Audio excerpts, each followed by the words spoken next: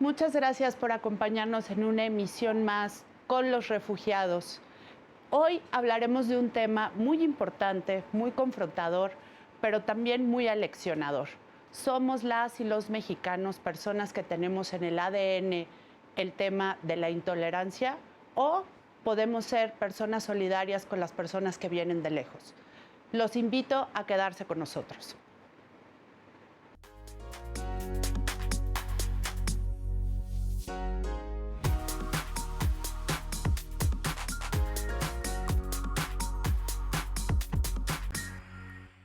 Muchas gracias por acompañarnos en una nueva emisión de Con los Refugiados.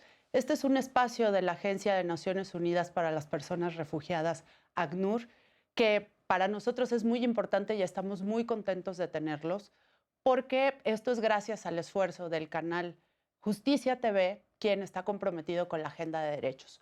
Hoy tendremos un programa que me parece va a ser muy divertido, muy dinámico, pero también muy confrontador.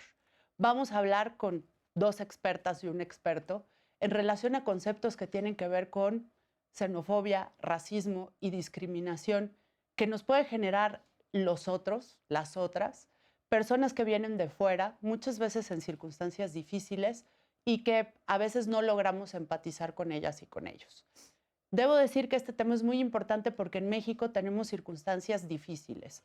Hay todavía un alto porcentaje de la población que considera que no viviría con una persona extranjera en su casa. O también podemos decir que hay mexicanas y mexicanos que tienen más o menos acceso a oportunidades dependiendo del color de su piel.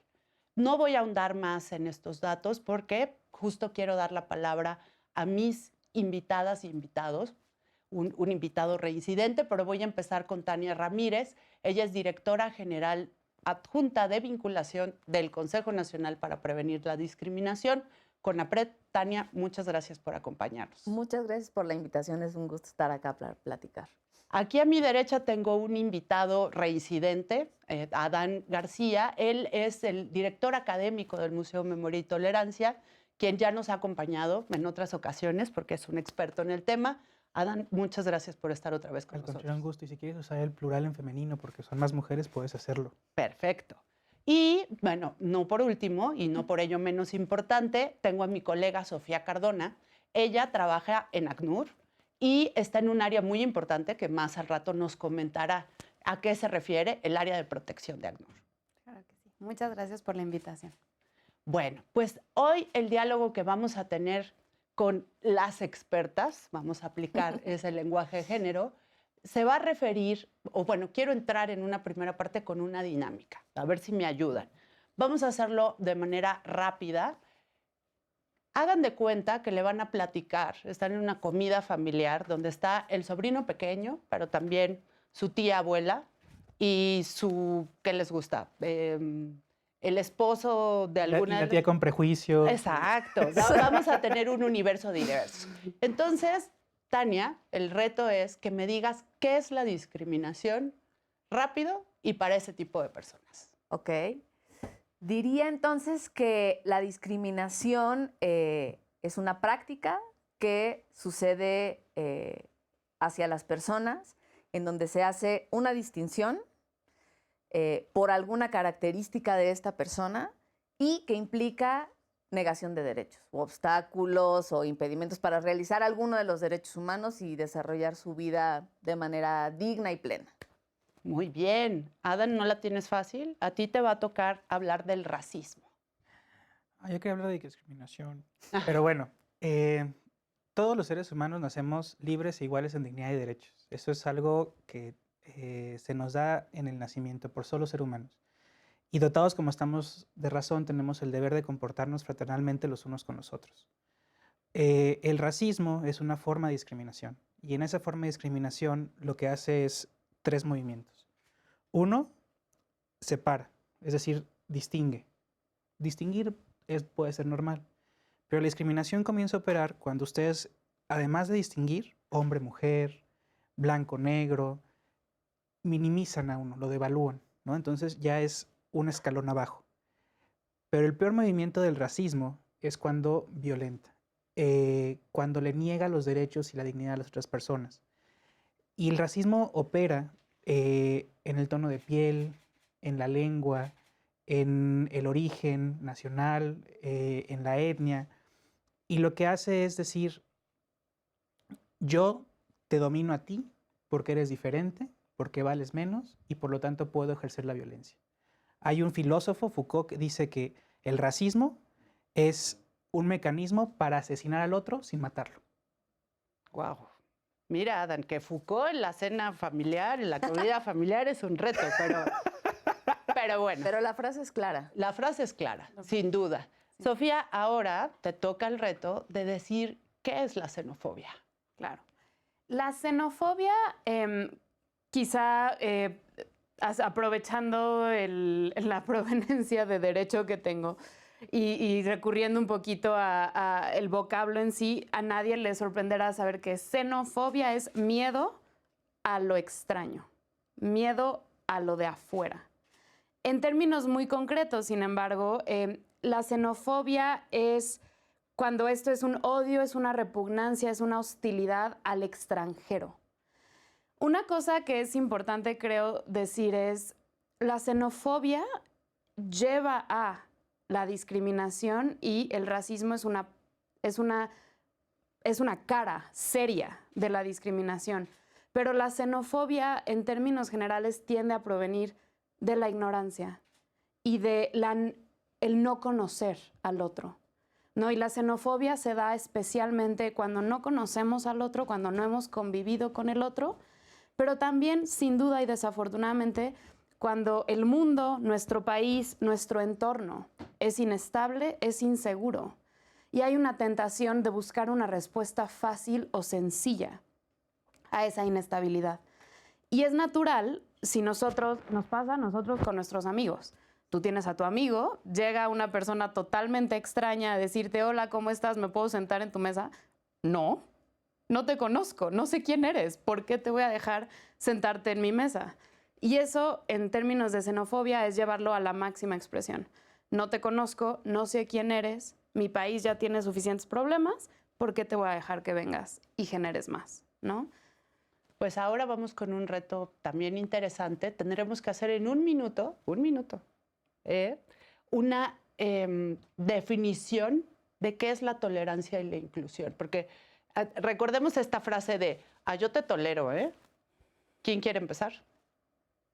Vas. Ok. Mira, ¿alguna vez has traído una piedra en el zapato y te molesta? Sí. ¿La dejas?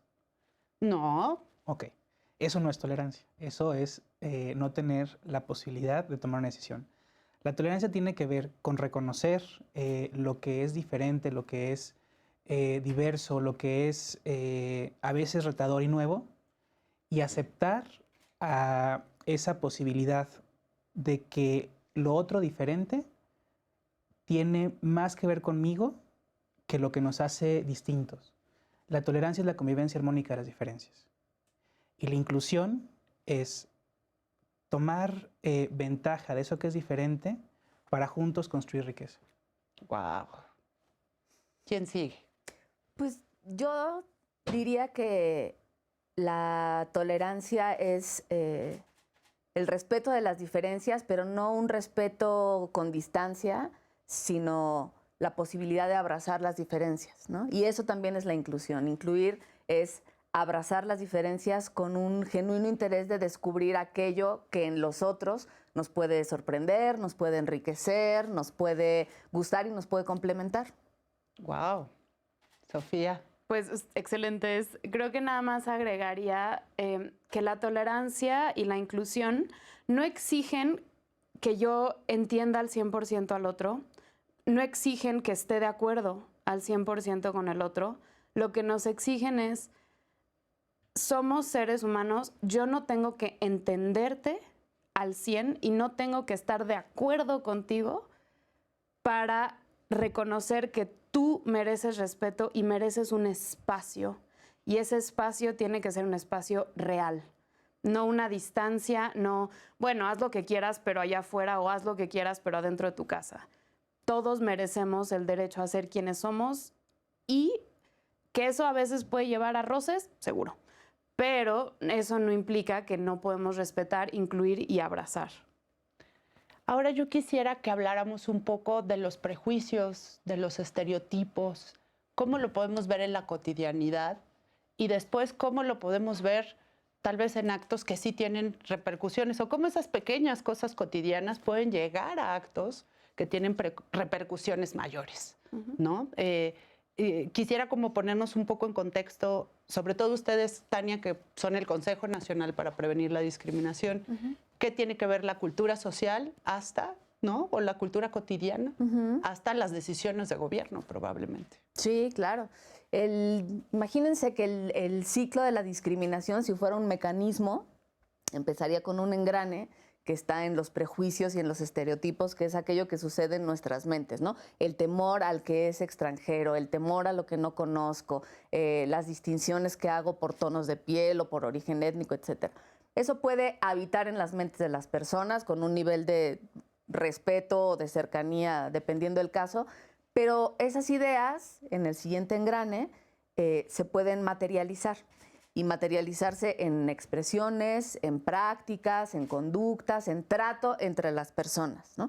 Cuando ese trato se normaliza, por ejemplo, el hecho de no darle seguridad social a las trabajadoras del hogar, vamos a decirlo así, no solo se materializa, digamos, en las prácticas sociales, sino a veces hasta se institucionaliza, ¿no? Hasta hace muy poco tiempo teníamos en la Ley Federal del Trabajo que las trabajadoras del hogar podían trabajar hasta 12 horas, cuando para todas y todos nosotros la jornada es de 8 y costó sangre, sudor y lágrimas, ¿no? Entonces, en ese ciclo, el prejuicio y la materialización del prejuicio y luego la institucionalización en leyes, en decisiones, en resoluciones de las cortes, en decisiones de gobierno, como decías, es como el ciclo de la discriminación y es ahí donde esa pequeña idea que podría parecer mi opinión personal sobre las cosas puede tener un hondo calado en la vida y en la dinámica de las sociedades, ¿no? Si hablamos de que es más fácil, ya lo decía en una frase muy conocida, ¿no? Disolver un átomo que un prejuicio. ¿Cómo podemos decir que estas frases coloquiales, ¿no? Es bonito porque es güerito. ¿Cómo podemos entender la implicación que eso tiene? Triste época la nuestra, comienza esa frase, ¿no? Tú hoy en la mañana cuando te levantaste, hiciste un análisis atómico del aire para saber si lo podías respirar. No. ¿O te fijaste si las moléculas del suelo estaban lo suficientemente cercanas como para ser un sólido y entonces lo pudieras pisar? No. Estos conocimientos, que son conocimientos heredados o saberes, es algo que abrevamos de nuestra sociedad, ¿no? Los prejuicios y los estereotipos son parecidos. Arendt, por ejemplo, dice que necesitamos los prejuicios, porque ir conociendo la realidad que es inaprensible sería imposible.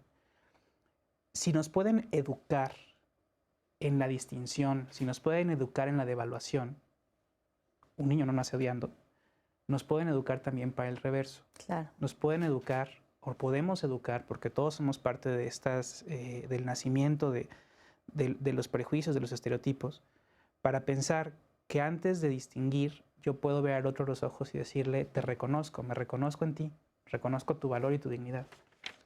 La educación que no haga distingos de dignidad, quizás sea lo más importante que podemos hacer para las generaciones venideras. Este mundo es un mundo de migrantes, es un mundo que se parece hoy en muchos sentidos a un crisol. Y para estar preparados para lo que viene, en un mundo en el que queremos paz, un mundo en el que queremos que la vida humana tenga la dignidad que merece, tenemos que educar con más fuerza por el bien, por el respeto a la diferencia y por la convivencia armónica. Sofía, yo quisiera que habláramos de cuáles son los prejuicios hacia las personas refugiadas y solicitantes de asilo, ¿no? Que leemos desde encabezados de prensa hasta declaraciones de ciertos personajes públicos.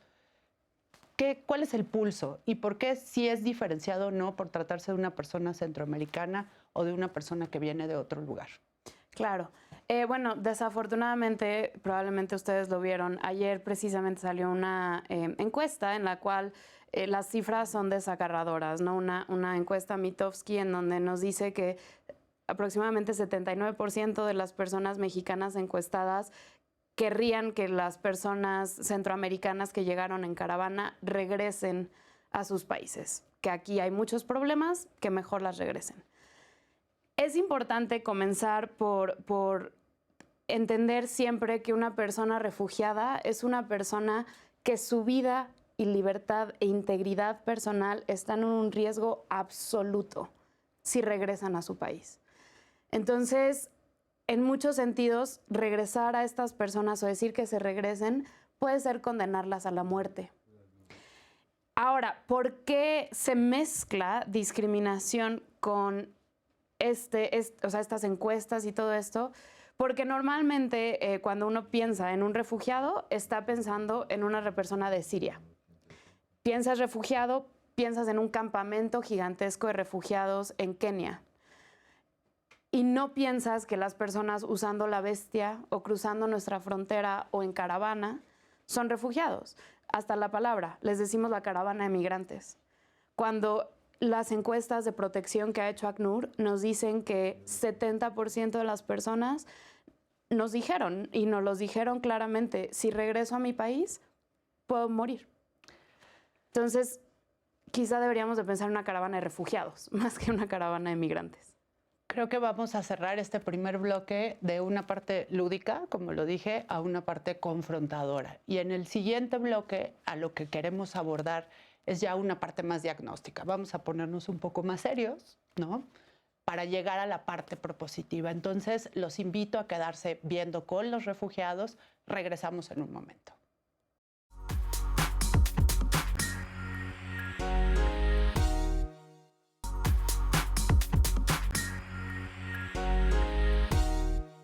Gracias por seguir con nosotros. Ahora vamos a retomar, empezamos el primer bloque muy animados, muy jocosos y lo cerramos un poco entrando ya en cosas serias. Este bloque o esta parte del programa, lo que quiero que me ayuden a hacer es, hagamos una fotografía de este México tan diverso, ¿no? Con datos, con experiencias. En realidad, ¿en dónde estamos parados cuando hablamos de xenofobia, de racismo, de discriminación? ¿Y qué pasa cuando además empezamos a ver muchas imágenes, ¿no? La conversación en redes sociales puede tornarse con ciertas tendencias bastante discriminatorias y polarizadas, ¿no? Whitexicans contra prexicans, fifis contra chairos, entre otros múltiples términos que pueden establecer etiquetas bastante excluyentes. Pero bueno, ayúdenme y a lo mejor parto de lo particular hacia lo general, vamos a hacerlo. Sofía, háblame un poco de cómo está la intolerancia o la xenofobia en México en relación a las personas que vienen de otro país. Bueno, el panorama no es bueno. Creo que no es sorpresa de nadie que particularmente a partir, yo diría, de octubre, noviembre, diciembre de 2018, cuando se dio este primer gran movimiento conocido como la caravana migrante, las caravanas migrantes, rápidamente las personas que estábamos en el terreno en Chiapas, casi inmediatamente empezamos a ver una respuesta inusitada para México, que fue un rechazo, un racismo, ellos no, ¿para qué están aquí? Nos van a quitar todo, que los regresen. Y clasismo, ¿no? Y un clasismo profundo, porque no era... México tampoco es que tenga muchísimas personas extranjeras, ¿no? Pero hemos tenido una tradición de asilo poderosa por muchos años. Una de las cosas más interesantes y más magníficas que ha hecho este país fue haber recibido al exilio español durante la guerra en España. Tenemos grandes héroes que están reconocidos en el Museo de Memoria y Tolerancia que ayudaron a escapar a personas judías del Holocausto. Esto era la tradición mexicana. En los 80s recibimos a los refugiados guatemaltecos, ¿no? Y tenemos grandes organizaciones de la sociedad civil, las patronas, toda la estructura de albergues en este país es en general asociaciones religiosas y organizaciones de la sociedad civil que pusieron casas para recibir.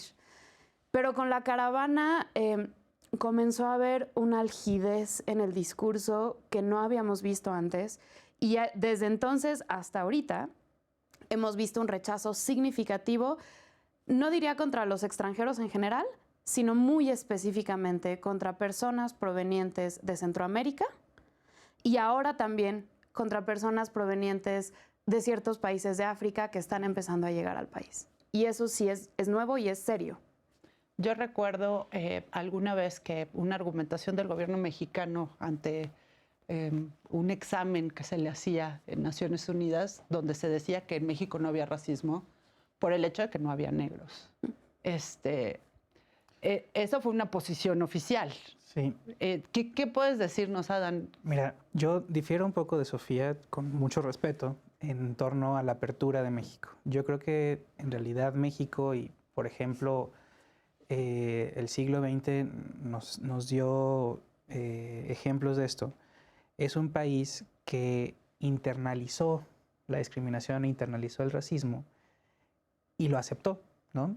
Del sistema de castas de la colonia española a la independencia y la revolución, el sistema estructural de dominación hacia lo diferente, pero particularmente lo más oscuro en tez, lo más indígena en origen, ha sido brutal. Los pueblos afrodescendientes, las personas afrodescendientes, apenas en este año van a tener un censo que pueda reconocer su origen. Apenas en la intercensal pasada, del 2015, había preguntas que reconocían este origen. Ahora, si tú lees un poco también sobre la cuestión estructural de qué tanto acceso a la educación, a servicios financieros, a vivienda, a caminos, a salud, tienen las poblaciones indígenas o las poblaciones afrodescendientes, te vas a dar un quemón. Al menos hay una brecha de 2 años de oferta educativa menos para las poblaciones que tienen una tez más oscura. La pigmentocracia. La pigmentocracia, ¿no? Y México, mientras que recibe el exilio español, por ejemplo, no quiso recibir en la misma medida o cantidad a las personas que venían del régimen nazi, que eran judíos. Lo de Canasayab, que es cuando los migrantes guatemaltecos que vienen expulsados por el genocidio llegan y se funda la Comar y ACNUR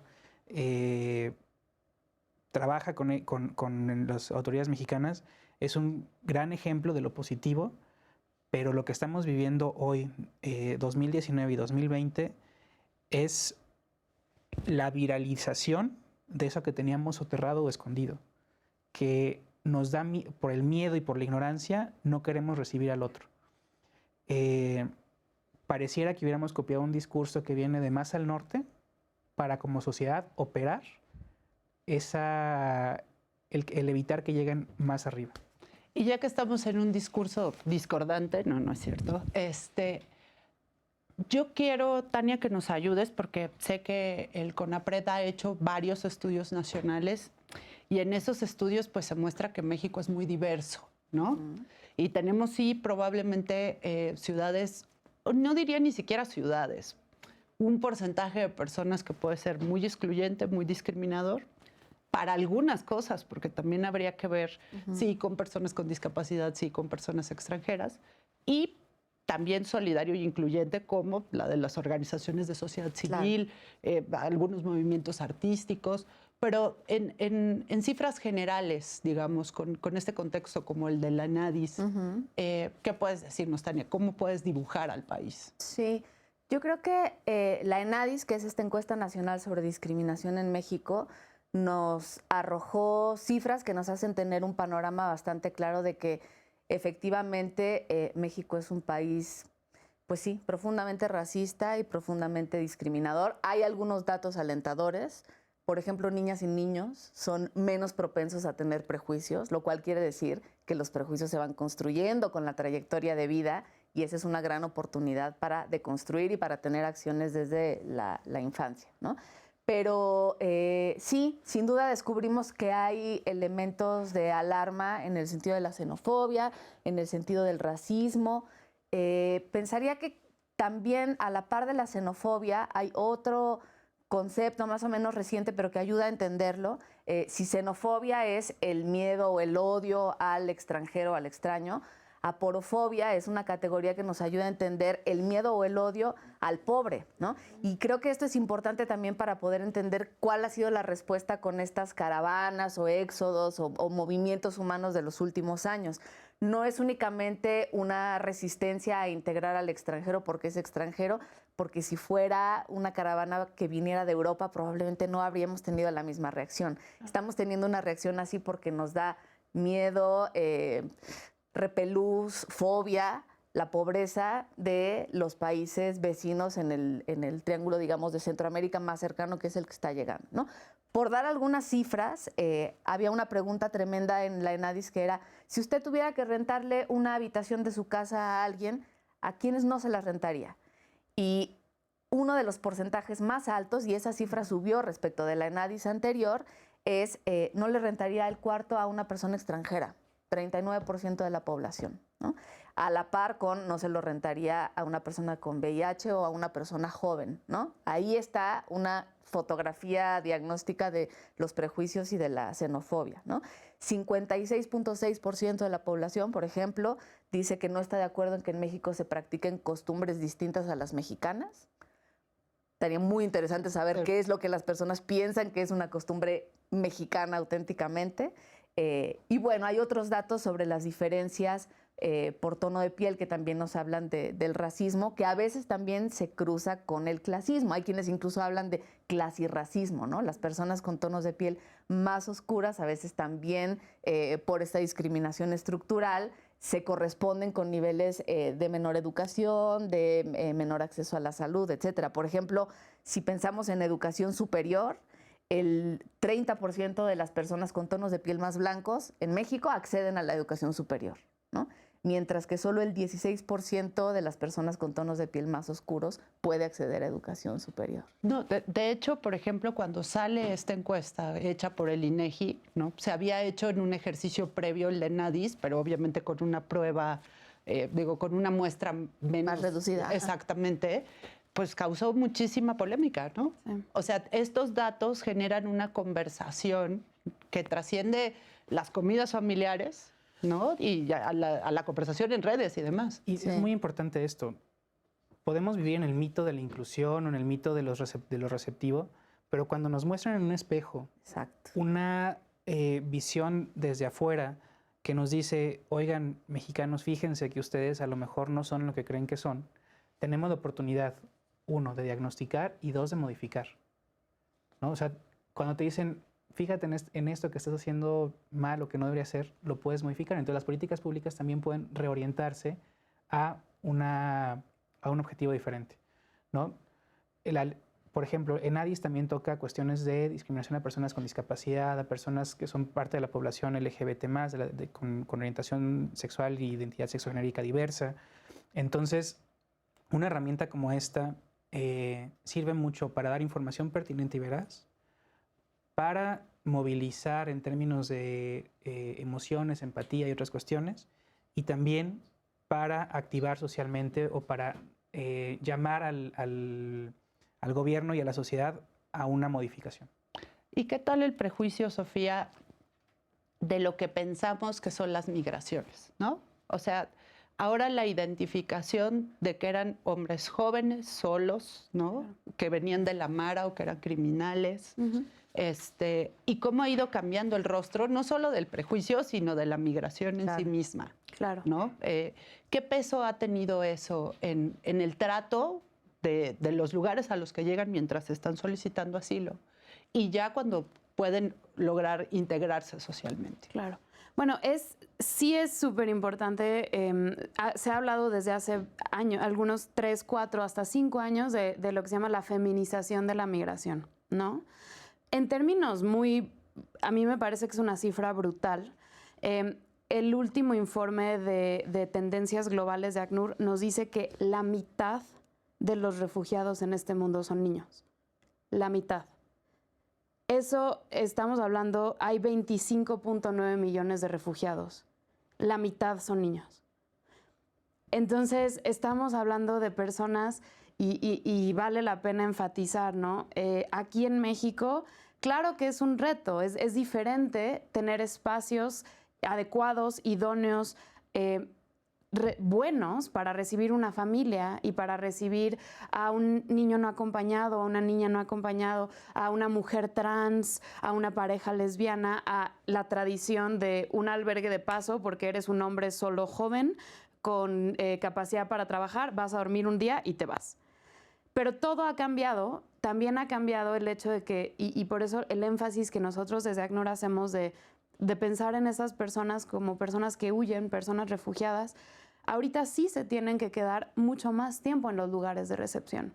Y esto es un reto para todos. Es un reto para las comunidades de recepción, es un reto para las autoridades, es un reto para las organizaciones, porque sí tenemos que trabajar en cómo disminuir el impacto que estas nuevas caras, estas familias, estos niños no acompañados, para los cuales quizá no hay servicios establecidos para mediano o largo plazo, pues cómo dar ese acceso sin sacrificar el acceso para servicios para la comunidad de recepción. Y la idea es pensar en cómo esta recepción puede catalizar inversión, puede catalizar nuevas políticas públicas, puede ayudarnos en repensar, ¿no? Y entonces quizá tienes una ciudad como Tapachula, que es quien recibe la mayor cantidad de personas refugiadas en todo el país, 60%. Y Chiapas ha sido un estado tradicionalmente olvidado por los presupuestos, por las políticas públicas. Entonces dices, bueno, ahora que hay tantas personas que necesitan ayuda, ahora que necesitamos pensar en quizá nuevas guarderías, mucho más accesibles, porque para que los migrantes y los refugiados puedan ir, ya no le puedes pedir el IFE, el pasaporte, la CURP pues no van. Pero eso también es el caso quizá para personas indígenas chiapanecas, que tampoco tendrían el IFE, el pasaporte, claro, ¿no? Entonces abres una guardería inclusiva y pueden ir los migrantes, los refugiados y las personas de la comunidad de recepción y listo, tienes un espacio en donde catalizaste la nueva presencia de estos refugiados y de migraciones para ayudar a la comunidad también en términos más grandes, ¿no? Pero sí ha cambiado y creo que lo tenemos que reconocer y, como siempre, pensar, ¿no? Nadie pone a su hijo en un barco si el agua no es más segura que la tierra. Con esa reflexión, y yo pensando mucho, Tania, también en esta diversidad, ¿no? Tenemos por una parte la frontera sur y los estados fronterizos con estas poblaciones grandes, ¿no? En estados que tienen amplia marginación, pero también ya cuando las personas logran tener su condición de refugiado, por ejemplo, y son reubicados en algunos otros estados, ¿qué podemos hablar también de ese nuevo proceso, ¿no? ¿Cómo podemos lograr que las ciudades del centro y norte del país reciban, que tienen condiciones socioeconómicas para hacerlo, claro, a estas personas y las logren integrar socialmente? Claro. Yo creo que lo que habría que empezar a hacer a la par de inmediatas políticas públicas es también desactivar algunos mitos que todavía conservamos en el run del pensamiento colectivo y confrontarlos con datos, con evidencia empírica y con certeza para que esas telarañas y esos fantasmas se nos vayan yendo, ¿no? Por ejemplo, el mito de van a venir a quitarnos el trabajo, ¿no? Pues no, está bastante bien estudiado y la OCDE tiene estudios sobre eso. La migración económica tiene otras motivaciones, tiene otros canales y tiene otras dinámicas que lo de las personas refugiadas y migrantes, ¿no? El mito de México ya tiene suficientes problemas, primero hay que ayudar a los mexicanos antes de ver a los demás. Pues no, la verdad es que estas dinámicas son dinámicas regionales en donde nosotros también estamos formando parte de las comunidades que se mueven, que son expulsadas, que migran internamente y hacia la frontera norte y hacia otros lugares. Entonces, pensar que las soluciones pueden ser como si cerramos el Tupperware de México y no vemos que en realidad hay una situación regional sucediendo, pues es un error, ¿no? Creo que otro problema también es de que al no ser un problema de México, los trabajos, la situación del empleo se tendría que orientar únicamente hacia personas mexicanas porque aquí hay muy, muy grave desempleo. Pues en realidad hay muchos estados en donde se hacen ferias del trabajo y de pronto quedan vacantes y hay lugares es decir, México tiene las condiciones para recibir a más personas de las que pensaríamos. Es uno de los países que tiene menor representación de extranjeros del mundo. No hay prácticamente muchos extranjeros en este país comparado con otros países, y en realidad los problemas de México tienen que ver con una profunda inequidad en la distribución de los recursos, con la falta de recursos. O sea, hay trabajos, hay espacios, somos un país grande. No diremos que boyante, no hay que tampoco ser naif, tenemos serias dificultades, pero no son dificultades que tengan que ver con la llegada de otras personas, sino con cómo estamos resolviendo desde hace décadas nuestros problemas internamente, ¿no? Entonces, si empezamos a darnos cuenta poco a poco de que hay muchos mitos en los cuales se han basado nuestras respuestas ante la recepción de las personas refugiadas, inmigrantes, pues probablemente podamos, en el sentido de lo que decíamos al principio, abrazar la diferencia y darnos cuenta de que esas personas benefician comunitariamente porque nos cambian dinámicas sociales, aportan oportunidades, enriquecen nuestras universidades y nuestras escuelas con otras historias, con otras miradas, enriquecen a los trabajos, porque también está muy bien demostrado que la innovación en los centros de trabajo proviene de la diversidad. Los grupos de no personas quiero interrumpirte, iguales, Tania. pero Vamos a regresar. Vamos a regresar y en el próximo segmento vamos a hablar de esa parte propositiva. Súper. Regresamos.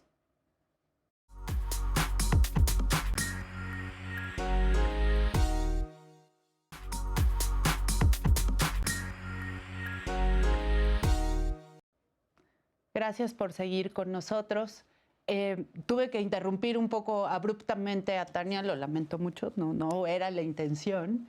Pero bueno, quiero regresar contigo y quiero que en este bloque nos pongamos otra vez muy optimistas, ¿no? Y entremos a la parte propositiva. Ok, esta es la realidad, ya la describimos en términos generales, pero Tania, si quieres cerrar con ese mismo apasionamiento y luego decirnos la parte de cómo podemos cambiar ese discurso, adelante. Creo que si empezamos a quitar esas telarañas y esos fantasmas que vienen de los mitos que todavía tenemos arraigados, nos podremos dar cuenta de que en realidad diversos y diversas somos todas las personas, y que en realidad eso, más que un problema, ha sido una fuente de riqueza en la historia de la humanidad, ¿no?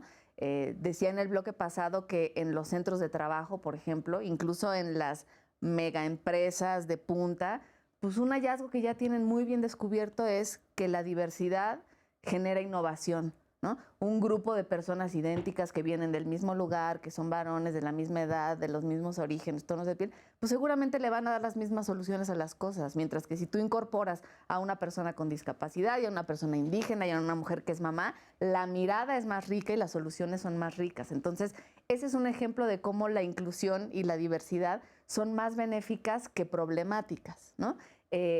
Muchos de los elementos en la cultura mexicana provienen de eso, ¿no? Por ejemplo, estamos tan orgullosas de nuestra gastronomía, y en realidad todo en la gastronomía ha sido mezcla de cosas que no conocíamos, ¿no? Y hallazgos e incorporaciones de ingredientes que llegaron de otros lugares, etcétera. Pues imaginemos que algo como eso sucede también con el cambio cultural cuando incorporamos a las personas, ¿no? Y esa riqueza se puede demostrar en los centros de trabajo, en los centros comunitarios, el bilingüismo o el trilingüismo, ¿no? Que nos gusta mucho en México tener esas herramientas y son importantes para abrirse al mundo.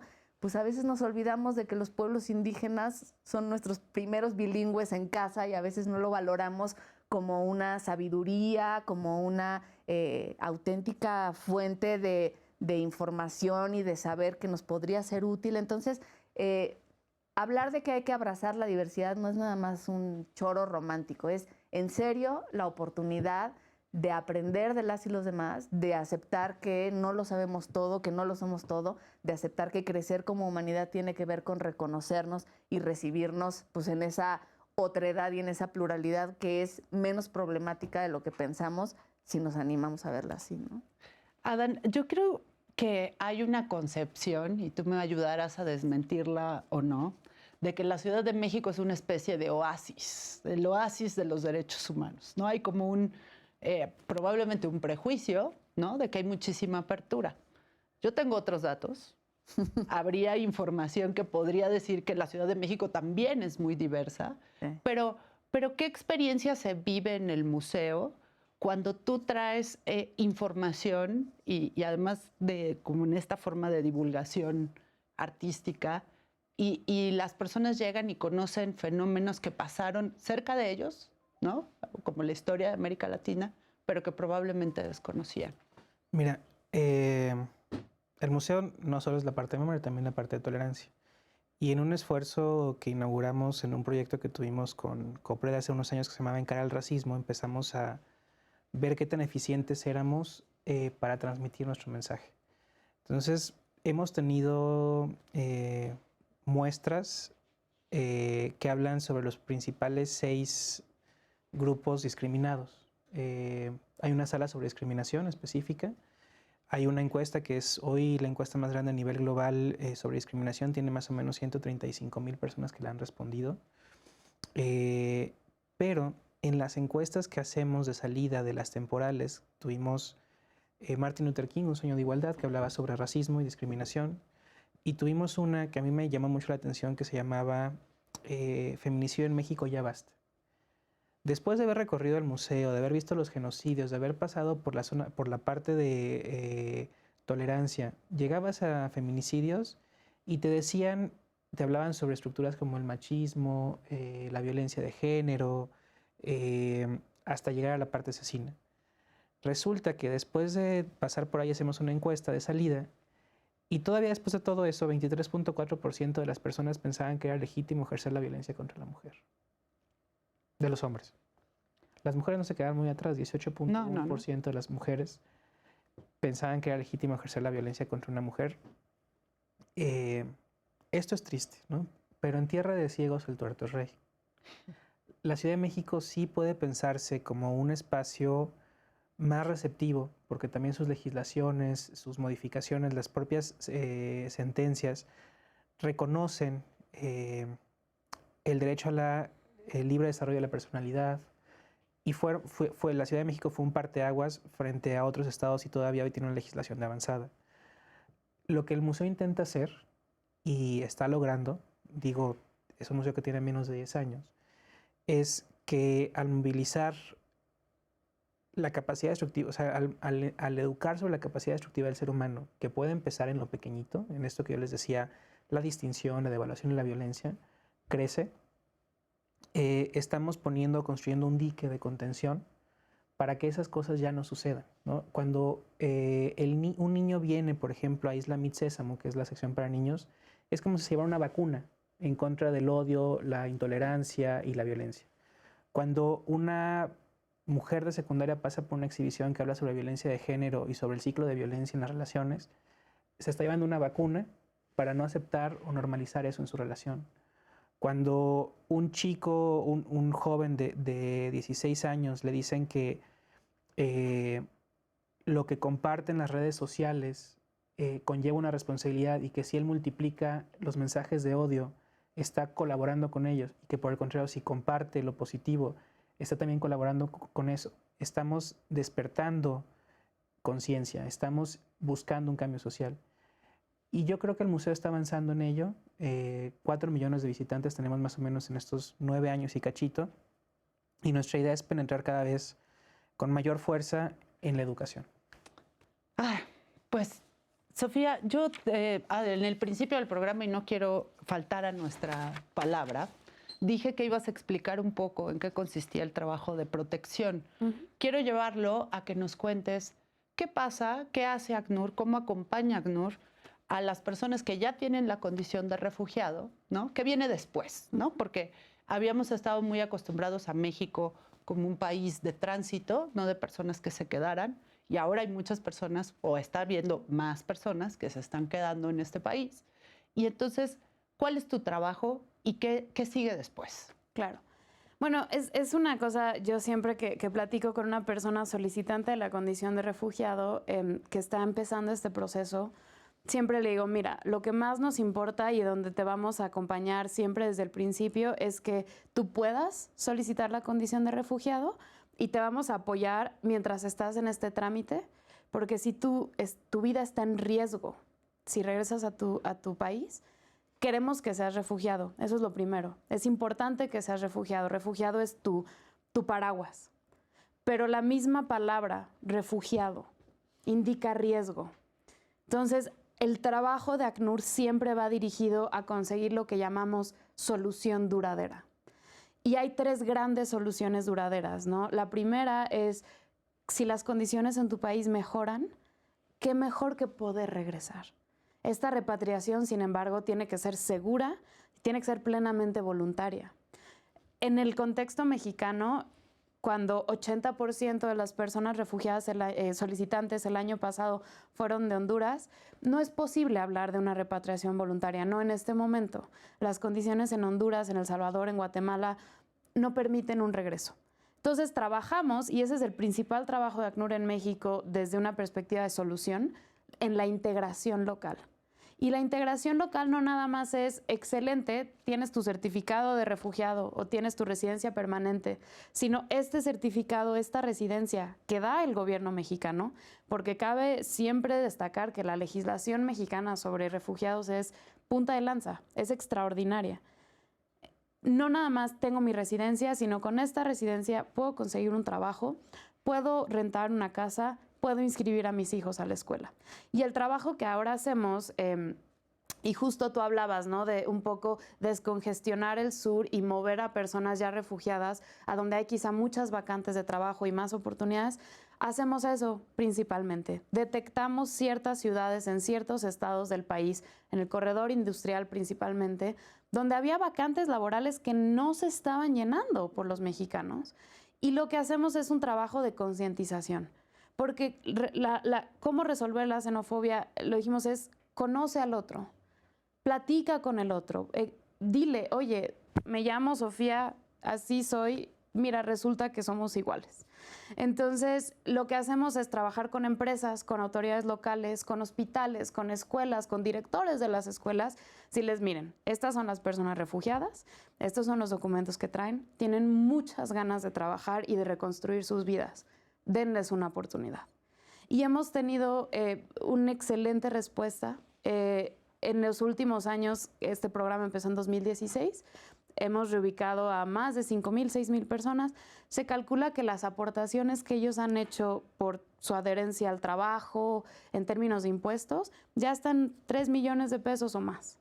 Entonces, lo que ACNUR siempre dice es, una persona refugiada es refugiada porque tuvo que salir, pero sus herramientas, su conocimiento, su cultura, sus ganas de vivir en paz, cruzaron la frontera con ellos. Eso no se quedó atrás. Si les damos la oportunidad de enseñarnos, de convivir con nosotros, de trabajar con nosotros, como bien decía Tania, lo único que ganamos es riqueza y un mejor país para todos. Quiero ir a casi perfilarnos hacia la reflexión final. ¿De verdad las y los mexicanos tenemos el ADN de la intolerancia? ¿O si es realmente posible construir otros discursos? ¿Sí podemos vernos más en el México solidario, en el mejor sentido de la palabra? Porque yo también pensaría en este doble discurso que también solemos tener, ¿no? En vernos como filántropos, ¿no? En esta parte de vanagloria, y no también considerar al otro de verdad desde la igualdad, ¿no? Desde una verdadera inclusión, y ver como un bonus la diversidad, como una riqueza. Entonces, ¿sí está en el ADN? Afortunadamente no está en el ADN, no es cierto. Todo eso se aprende y todo lo que se aprende se puede desaprender, ¿no? Les decía ahora que en este resultado de la ENADIS nos dimos cuenta de que niños y niñas tienen un 95 para arriba % de aceptación a, pues yo podría tener un amigo o amiga con discapacidad, que venga de un país extranjero, que sea migrante o refugiado, que sea... A las niñas y a los niños esas categorías no les importan, eso se va construyendo con el prejuicio. Ahora, esa es una buena noticia, pero no es una inversión que podemos dejar ahí abandonada sin cuidar. O sea, para que socialmente nos transformemos, necesitamos acompañar a esos datos de esa infancia con mensajes concisos de integración, con prácticas, con políticas públicas, y acompañar esa idea de niños y niñas para que ese prejuicio se desmonte y se haya quedado generaciones atrás, ¿no? Es cierto que tenemos una raigambre de maciosare un extraño enemigo, ¿no? Y es cierto que eso forma parte de nuestra cultura, pero eso no quiere decir que no pueda modificarse. Todo en la cultura se modifica porque así nos hemos modificado, porque la forma en la que las y los mexicanos éramos hace un siglo, hace 2, hace 3, no ha sido la misma. En realidad somos una sociedad mucho más cambiante de lo que nos queremos dar cuenta, ¿no? Pues de ahí la importancia del trabajo de los museos, de las agencias de Naciones Unidas, de las organizaciones sociales, civiles y religiosas, De las para ir nacionales. de las instituciones que nos dedicamos a estas cosas, exacto, para poder ir generando ese cambio que de todas formas se genera, porque la vida es cambio y las sociedades son cambiantes. Entonces, qué mejor que tomar la oportunidad de cambiar en el sentido que sí nos toca, porque nos lo mandata la ley, porque nos lo mandatan los derechos humanos y porque está bien estudiado y bien establecido que ese es el camino que nos conviene recorrer. No solo es que moralmente sea lo indicado, sino neta nos conviene recorrer ese camino. Retomo una parte de Tania, Adán, para entrar a un tema cultural. Un ejercicio que hizo CONAPRED con CIPINA, que es el Sistema Nacional de Protección Integral de Niñas, Niños y Adolescentes, sobre xenofobia y racismo, decía que los niños sí invitarían a su casa a comer o a cenar a una niña o un niño de otro país, pero cuando les preguntaba si sus papás les darían permiso, la gran mayoría decía que no. ¿Por qué creo que tiene que ver esto con un tema cultural? Y a eso es a lo que quiero llegar con Adán. Es, ¿qué pasa? ¿En qué momento perdemos ese bonus y el discurso que se empieza a reproducir? ¿O en qué momento contaminamos, por decirlo de alguna manera, a las niñas y niños con este discurso de odio? Siéndote muy honesto, no lo sé. Pero, ¿qué es lo que vemos nosotros desde el modelo que hemos construido en el museo? Tienes, de un lado, a los que son los perpetradores, ¿no? De la violencia, los perpetradores de los crímenes, los que van y matan migrantes, o sea, tienes a esos. Y luego tienes del lado derecho a los que defienden, a los que trabajamos en educación, en cultura. Y en medio de eso tienes un rango impresionante de los que no saben de qué lado están, de los que no hacen, pero de los que tampoco dicen. Cuando tú dejas que esto que está en medio se quede callado, no lo movilizas, o va ganando este lado a callar a este, ahí es cuando perdemos como sociedad. Cuando los niños pueden ver ejemplos bondadosos, positivos, aceptantes, tolerantes, incluyentes, diversos, se educan en que ellos tienen que estar de este lado. Entonces, si nosotros hacemos nuestro trabajo de, como les decía, de la ENADIS y de otras herramientas, dar información pertinente y veraz, movilizar los sentimientos, sensaciones y emociones hacia este lado, y al final impulsamos la acción social, lo que tenemos es una masa crítica. Las grandes revoluciones sociales pacíficas necesitan 3.5% de la población para lograr un cambio. Es un estudio que está recién publicado. ¿Qué te quiero decir con eso? Que si 4 de cada 100 mexicanos dice, yo estoy por aceptar a lo diferente, por convivir con él, por abrazarlo, por verlo, por conocerlo, por saber su nombre, saber de dónde viene, saber cuál es su historia, las crisis de esta naturaleza se disminuyen, incluso se pueden solucionar. Vamos a cerrar. Les voy a dar un minuto a cada una. Sé que es un ejercicio de síntesis. ¿Algo que nos quieras decir, compartir, Tania? Abrámonos a la posibilidad de crecer incluyendo a las demás personas.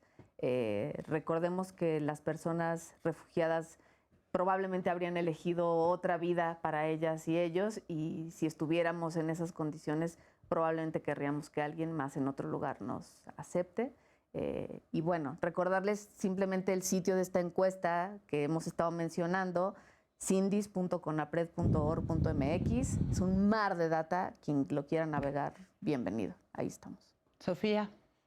A mí me gustaría, cité un pedacito, pero me gustaría acabar nada más leyendo el ultimito párrafo de un poema que me hace llorar cuantas veces la leo, que se llama Casa, de Warsan Shire, una refugiada somalí. Perdonarán la improvisada traducción, pero ella dice, nadie se va de casa hasta que casa es una voz sudorosa en tu oído diciendo, vete, huye de aquí ahora. No sé en qué me he convertido, pero sí sé que cualquier lugar es más seguro que aquí. Bueno, pues les agradezco mucho. Ha sido un final, como les dije, lo prometí. Sí, rapidísimo. Un minuto. Menos. Yo soy inmigrante y seguramente mi familia, bueno, seguramente también lo fue. Y este mundo está hecho de migrantes y a veces de refugiados. Y la aceptación de los otros ha sido lo que hoy me tiene a mí trabajando en lo que estoy y buscando un mejor futuro y un cambio en lo que se refiere a la sociedad. Yo creo que si aceptamos al otro y a lo diferente, este México nuestro, que tanto amamos, puede crecer. Pues les agradecemos muchísimo que hayan estado con nosotros el día de hoy en esta emisión de Con los Refugiados. Los esperamos la próxima semana. Búsquenos, por favor, en redes sociales. Si quieren más información, estamos en Twitter como @ACNURMéxico. Y, pues bueno, evidentemente sigan a Justicia TV. Muchas gracias. Gracias. Gracias.